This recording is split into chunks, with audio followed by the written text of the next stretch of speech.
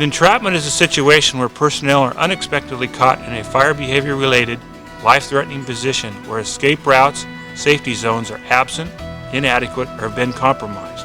An entrapment may or may not result in injury. They include near misses. What started out as just another day for the experienced helicopter crew of 510 turned into a situation that almost ended in disaster.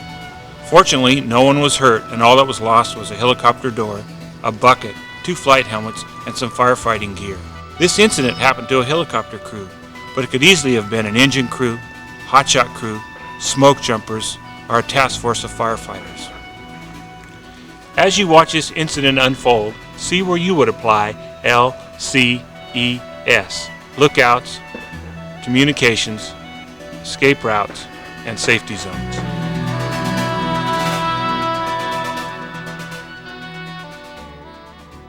It was Sunday, July 14th, 1996. We came on early that day because of the lightning activity in progress.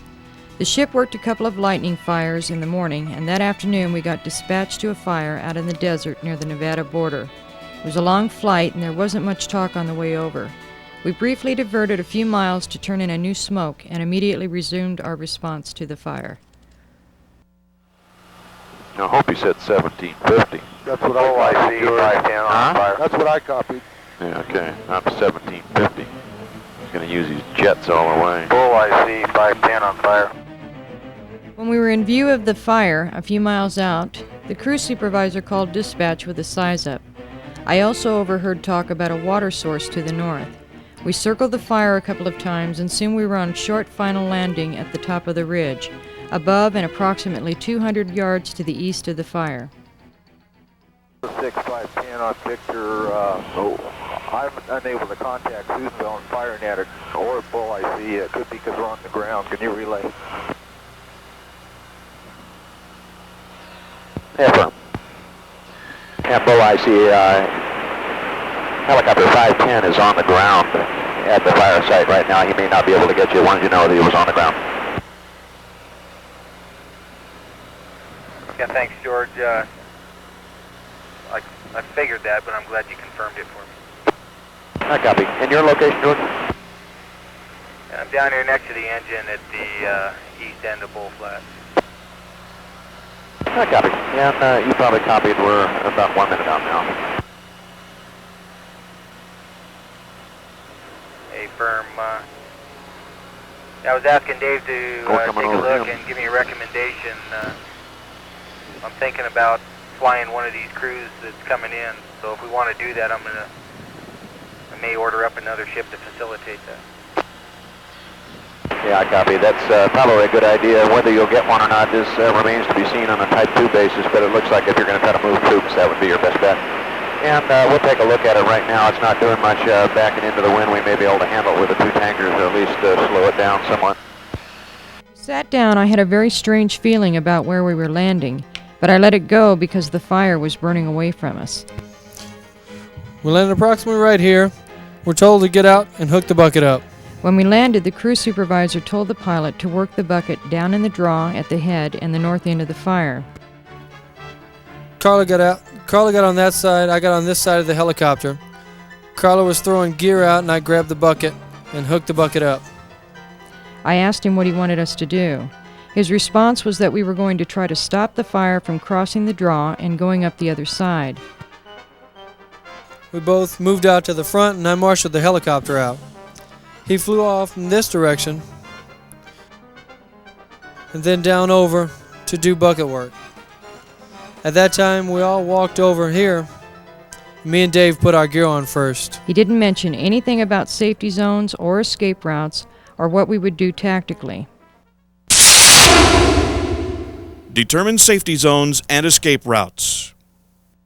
Okay, we paced off the distance from the fire edge to the original helicopter location, and came out right at 200 yards with consideration for the uneven terrain. And this is, again, looking back not too far from the fire edge back to the original landing spot of 510. There was nothing else said.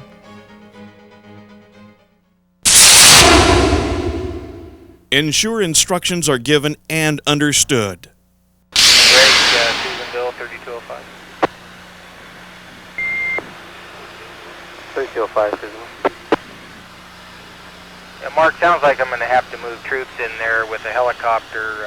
If I can't get a Type 2, another Type 3 would do. 3 on target. Helicopter. Well, we got a couple of little ponds.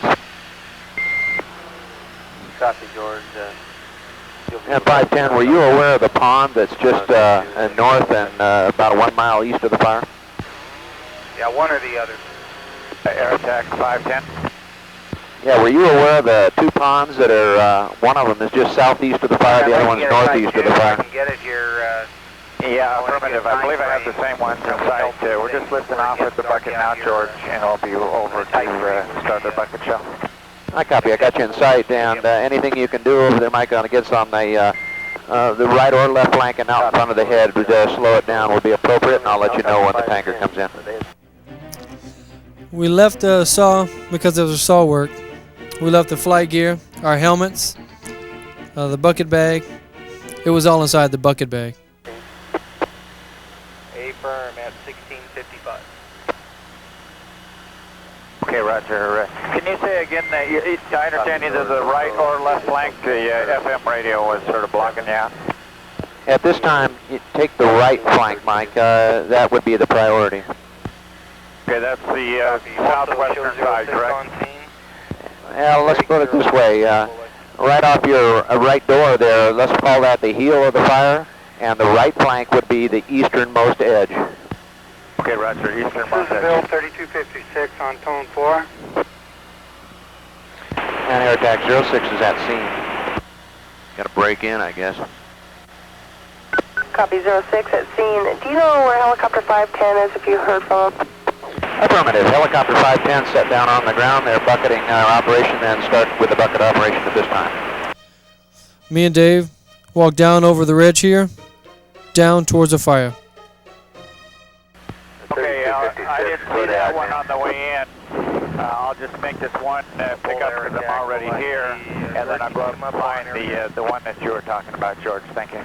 Okay, yeah. I didn't know if you saw him or not. We did. We'd spotted this one and it looked real good, but I'll go up and check out what you're talking about also. Okay, it looks like the other two are a little bit closer than the one you're going to. We unloaded the gear and hooked the bucket up. After the helicopter flew off to work the bucket, we got our gear together. The crew supervisor and other crew person then took off to the fire, while I hung back at the helispot for approximately 3 minutes. Air attack 06, Susanville. Susanville 06. Yeah, George, can you give us an update on the fire? What it's seen? Okay, at this time it looks like about 5 to 6 acres. It's active on 2 different flanks and the heel backing into the wind. Not doing much at this time, but there is a cell that's parked over. It doesn't look like it's gotten that much moisture. And if we get out into the sun, it may pick up in intensity. And right now we're just starting the bucket operations, and we'll see what we can do with that. And when the tanker comes in, we'll probably get a better update on how effective that's going to be on that sage fuel. I see where he's going now.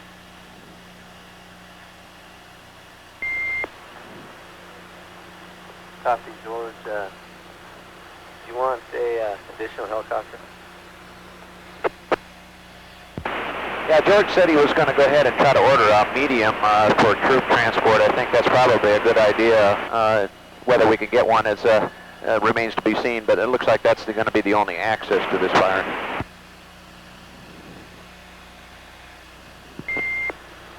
Copy, George. So put in the divert helicopter 553 to the incident.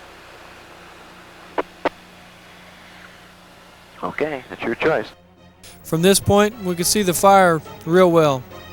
See the little knob over there? It was backing on all sides, except for the north flank over here, which was ahead at the time. The wind was blowing across the ridge about 3 miles an hour, and there was about half foot to 1 foot flames on the flanks. We proceeded on down the side of the ridge to the fire, where we stopped.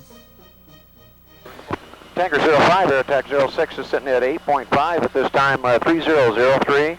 And come on in at 7.5 if you'd like, and we'll pick you up when you get in. Okay, down 75, copy. Copy, Mike. Helitack 06, Tanker 12 is about 5 minutes out. Air Tactics 1 is the smoke down about 5,000 feet. Affirm, about 5.2, I believe, from what it looks like here on my maps. And do you have Tanker 05 over Honey Lake in sight?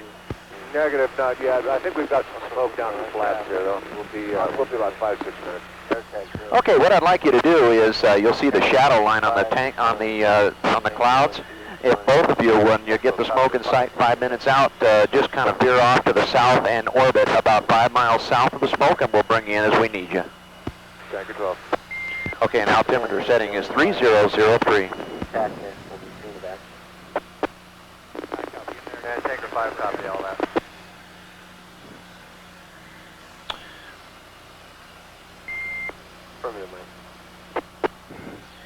And 05 and 12, be advised that helicopter 510 is at scene doing a bucket operation, and we do have another helicopter on order, and I'll let you know when they're inbound. We'll get these guys cleared out, and we'll be starting on the east flank. I thought they walked in the direction of the drainage, but when I tried to catch up with them, I realized that they weren't in the drainage, but up on the ridge at the fire's edge. Remain in communication with crew members, your supervisor, and adjoining forces. The fire was on the knob, and it burned completely around, and was backing on all sides except for the north there. As I said, it was approximately halfway down the slope, there, about where it is green. Came around right in there, right there, straight across the top. Straight down the side there to the head. The smoke was blowing up to the left of that small knob, right there. At this time, I couldn't feel any imminent danger. All I wanted to do was to get down to the black as quick as I could. And 510, Bull IC is requesting after this drop, go ahead and back down to where they are located and start getting ready for troop transport, and we'll go ahead and drop the tankers when you're gone. Okay, 510, we copy. Initiate all action based on current and expected fire behavior. Somebody's trying to talk to you on scene of action. Crew 510 on fire net. Crew 510, go ahead on scene of action if you're up on scene of action.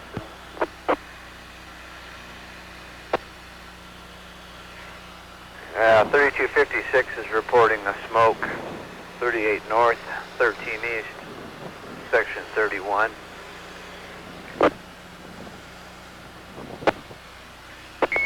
Air attack 06, Copy, 38 north, range 13 east, section 31. 510, go. Yeah, can you relay to the Helitack crew on the ground there? Because I'm going to need their assistance to load the troops to organize let you know we need 37 on. I'll try, Mike. Thank you. Crew 510, Helitack 06 on BLM fire. Yeah, George, we got several spot fires trying to run across in the canyon lower. Do you have signal copy? Yeah, firm. We do have 2 tankers waiting here. We're going to start. 510 is going to need your assistance to load troops down there at where George Schweringen is. So Mike needs to come down and pick you guys up and take you on in, and we'll start with the tankers. What's your location on the fire? Top of the ridge, east side. Okay, I've got you there. Go ahead and we'll get him out to this next drop, and I want to start with the tankers, so we need to get you in, get you out, and also monitoring BLM scene of action if you want to do our air-to-ground work on that. A copy, I believe the helicopter's down to 1 radio, though, inside the picture, so it's going to be touchy. George, copy that 5 and 12 are in orbit down here to the south. Okay, as soon as we get these guys out of here, I'm going to bring you right on in. You're first up, Pete, and we'll go ahead and we're going to do the east flank. That'll be, as the wind's blowing, you're looking at the south end of the fire. We'll call that the heel of the fire, and we're going to start on the right flank, coverage level 3. Okay, cover zone 306.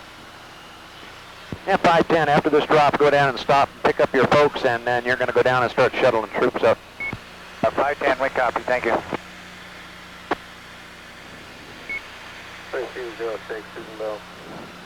Back towards the original portion of the fire, and then panning out to the west, you can see the slop over that crossed the draw. And then this is the second pincer of fire that came out actually in front of the helicopter, and then made a real hot run up the ridge that you can see there. First dispatched, or are they... Well, if he doesn't make some kind of progress to landing and getting those guys, we're going to move him out. Yeah, George, OC7 was available. Pretty interesting shape fire, you know, downdrafts on it. Recognize current weather conditions and obtain forecasts. It's almost like a hole burning a blanket. Yeah. I copy. 3256, 3206. I've lost the tankers. Okay, when we got on the edge of the fire, after the second dump, the back end, it started getting active, and the whole flame front started and went from 1 foot flames to about 2.5 foot flames, burning the brush very actively, but was still burning across this way. That time Dave was trying to get helicopter 510 to hit some spots in the draw, and approximately 30 seconds after the conversation, which I didn't hear clearly, he just said he was trying to find 510. He said, well, we'll start flanking this thing and find an anchor spot. I said, there's no anchor spot up here. We got to get around it underneath this to the heel of the fire, which at that time, approximately 3 to 4 minutes after we got to the front, Carla joined us and asked Dave to get in the right group of frequencies on our handheld. I was watching the back end here, and about the same time, Mike, the pilot, made his last bucket drop, coming right up towards us. Didn't quite make it to the top. And after that, I just heard that we were gonna go up and unhook the bucket. And at that time, the helicopter was coming in for a landing. So I immediately, thinking that I need to be marshaled down up in these rocks with a bucket on, I took off to the LZ, and they followed me very soon after. Fight fire aggressively, but provide for safety first. Okay, thanks, Pete. The helicopter's going to set down right there on that eastern side up on a rocky ridge. He's going to pick up his folks, and then they're going to go out in the valley here to start getting ready for troop shuttle. And what we really want to do is that one flank that's on the east side, we're going to right off your left wing there, we're going to go ahead and start at an anchor point right up there by where that rocky ridge is and where it's burning hot, and just kind of short stop it, maybe 2 to 3 doors, come back and turn the corner and just keep it going around in that circle if we can. Okay, sounds good. 3206, 3256, did you copy? By the time I got to them, the fire had started picking up a little. I asked the crew supervisor to program my radio to the right channels, which took him about 15 seconds. The crew supervisor then told me we were going to pull the bucket and start shuttling crews to the fire. At that point, we started to walk up the hill with the other crew person in the lead. When he reached the top of the ridge, the helicopter was just setting on the helispot, and he unhooked the bucket. When myself and the crew supervisor were about 2/3 up the hill, he turned to the fire and said aloud, but not to anyone in particular, the fire's picking up. Establish lookouts in potentially hazardous situations. I turned and saw that indeed the fire behavior was increasing. As the crew supervisor and I approached the helicopter, he began telling me ground contacts and engine numbers, and that he wanted me to fly down to the staging area and start shuttling firefighters. At this time, we were very near the helicopter and the blades were turning. It was noisy, and I couldn't hear or make sense of what he was trying to tell me. I approached the pilot to tell him the ground contact's name. Only then did I realize that it was the crew supervisor's intent that I would be going with the ship to the staging area while he would remain on the helispot. At that time, the pilot said to me, "Okay, but the fire is moving this way. Somebody has to do something." I went back to the crew supervisor and told him exactly what the pilot had said. I then walked to the other side of the ship to get my flight helmet so that I would be able to communicate with the pilot. During this time, I don't believe that the crew supervisor moved from the spot where he stood. I'm not sure what the other crew person was doing at this point. As I was trying to get my flight helmet out of the bag, it seemed to be taking way too long. Stay alert. Keep calm. Think clearly. Act decisively. I soon realized that the jet engine exhaust I had been smelling turned to smoke. And for your information, we have the helicopter up on 122-925. Yeah, crew 510.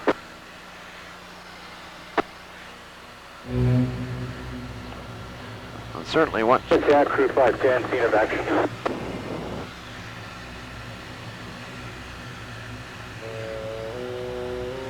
lot of turbulence out here by the storm, Brad. Yeah. Yeah, I know. We're just looking at that, Pete. I think we're going to cut in. When you head in, we're going to cut in behind you.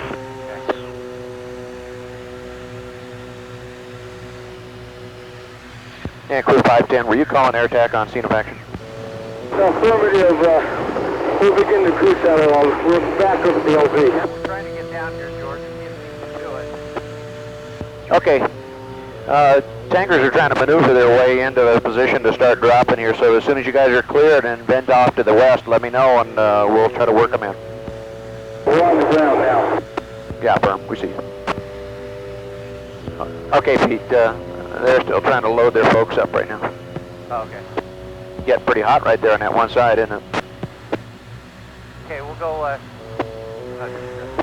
Okay, this is one more shot looking from the edge of the helispot down towards the original fire location, which is roughly at the base of the knoll. And again, about 200 yards paced off from the helicopter landing spot to the original fire edge. Looks like it's getting a little bit of a wind shift right now. Yeah. Yeah, Pete, we're going to get a wind shift here from this downdraft that's to the west, and it looks like it's going to start changing direction, but still that's that eastern side that we want to get out in front of. okay. As I looked up and under the tail boom of the helicopter, I saw a wall of flame that was about 30 feet away. I picked up my flight bag and went to the left rear passenger door of the ship. I believe I threw my flight bag in. The hell is burning down there? Big sage right through there. Yeah. You guys are making progress, huh, Dave?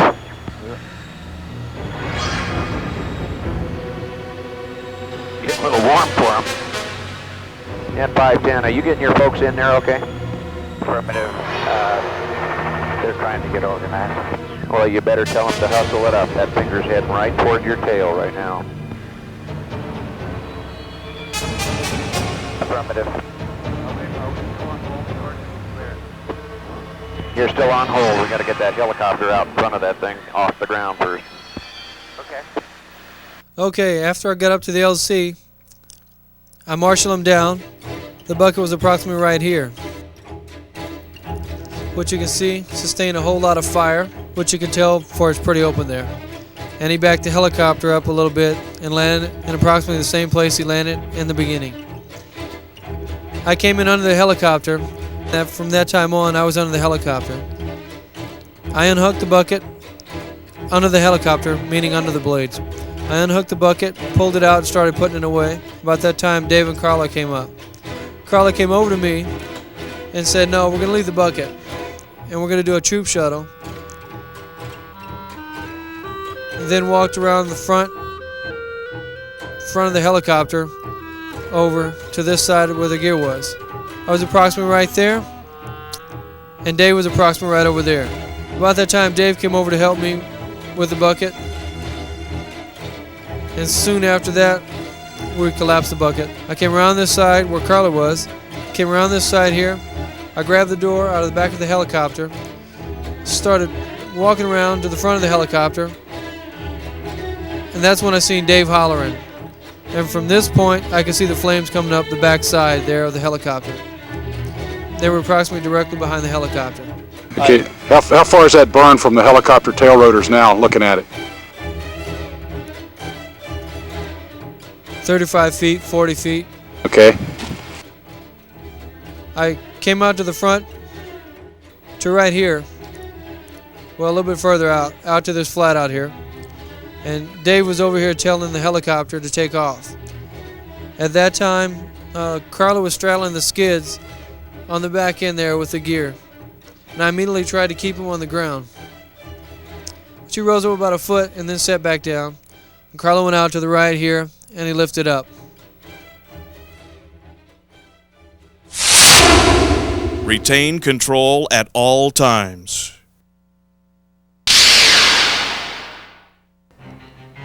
At the same time, the helicopter started to lift off while I was straddling the skid. The crew supervisor was giving the hand signals to lift as the other crew person was waving to the helicopter to hold back or set back down, for he could see that I was positioned over the skids. Obtain current information on fire status. The helicopter then sat back down and I got out of the way. I moved toward the front and left side of the helicopter to where I could see the pilot. The helicopter then lifted off. Not realizing where he was going, I went for my web gear thinking I might have to shelter up. As I ran back for my web gear, the pilot sat down approximately 30 feet from the original spot. Yeah, I'm doing the best I can, George. I'm trying to get him motivated. Not copy, Mike. That's going to be pretty hot right behind your tail here in a minute here, and if they can't get their stuff in gear there and that starts picking up speed, you might want to just to load them up and clear them. I understand. Just that little waiting right there changed our strategy here now. Betcha. That thing really broke out of the perimeter, didn't it? Yeah. Full IC, engine 2260, BLM, scene of action. Mike, I guess I just have to tell you this imperative. Get those guys in and get them out of there. We're on Smoke Creek Ranch Road. Is there a marker? 510, did you copy that up, Victor? I turned, ran to the helicopter, throwing my web gear in the door, and dove in the ship. I then saw the other crew person holding the pilot's door out the left side of the ship. He looked like he didn't know what to do with it. Get them on the helicopter. They're not reacting. On the main road coming into Bull. 06, Tanker 12, we're on downwind. You want us to get something between the helicopter and that fire? Yeah, let's go try it. Engine 2260, copy. All right, Mike, we're going to come right across between the head and you with a tanker right now. Just stay on the ground right there for a second. Thank you. Dave, get your folks on that helicopter now. He went back toward the back just for a second and got him without the door. I then watched as the crew supervisor got in the front left seat. I'm pulling off to the left just as soon as, in about 10 seconds. 10 seconds, I'm coming out airborne. Yeah, get that helicopter. You got your folks out of there? Affirmative, we're all up. Okay, thanks. Now. Okay, hold on, 12. He's coming out to the west, and he's got his folks on. Later. Okay, just warming up, guys. Had the helicopter not come in, this is a route the crew would have had to take in an attempt to escape the fire. And they would have had to beat the finger coming along around from the west, and they would have made it down to the draw and up the other side ahead of the finger, which doesn't look like they could have done. We lifted up and flew away. After a brief moment, I looked back at our helispot and could see that it was completely overrun with fire and the stuff left behind was burning. All right, 12 and 05, you see the helicopter bending to the west? What we've done is we're going to go ahead and change strategies now. As the heel of the fire is on the west side, we want to take the right flank where it starts to burn hot and carry it on toward the east. Or if you want to come back against the wind, it might be a little smoky. We'll start flanking this thing as it's blowing out. He's out safely, and I'm mad as hell at them. Okay, Mike, thanks for your help there. Additionally, the deployment site's very poor due to rocks. Be very tough to get a shelter seal in there, and also highly questionable whether they would have had time to deploy their shelters. See what you want to do? Yeah, we're turning right. You got it, Brad? You bet. We're going to come back around. We'll keep you in sight. We'll see if we can't pick up Okay, we're clearing the area so the tankers can go in. They probably lost the bucket and everything else, but that's all right. Nobody got hurt. Okay, thanks, Mike. Yeah, we're going to go ahead and change strategies now. I just wanted to make sure that those guys are rifled out of there. This thing, once we hit that other downdraft, it changed directions.